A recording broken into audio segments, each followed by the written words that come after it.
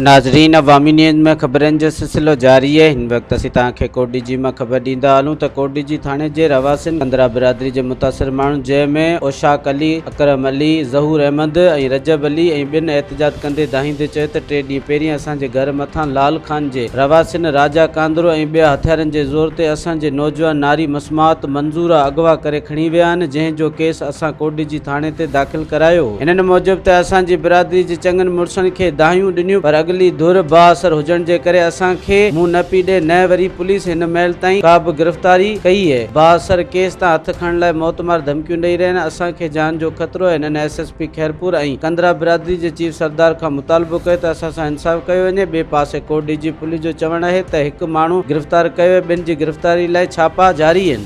मसलो आहे असांजी छोकिरी खजी वई आहे, भेण आहे मुंहिंजी, ठीकु आहे नी। केरु खणी वियो आहे? राजा कांदड़ो कई काथों जो आहे राजा? ॾुआरिया लाल खाने वांदे वई। हाँ, हाणे तव्हांजो छा चवणु आहे? असांजो चवणु आहे त असांखे पंहिंजी शइ वापसि मिले। पुलिस ॿुधाई हिन महिल ताईं तदावरी नथी करे, पैसा वठी छॾे थी वञे। उन्हनि जा ॿधल आहे माण्हू, असां पाण गिरफ़्तार करे ॾिना आहिनि। उहे पैसा वठी हिन महिल ताईं पुलिस कुझु कोन कयो आहे, उन्हनि खां पैसा वठी छॾे ॾिना। मज़ीद खबरों और तफसीलात के लिए विजिट करें हमारी वेबसाइट www.awamiNewsHD.com।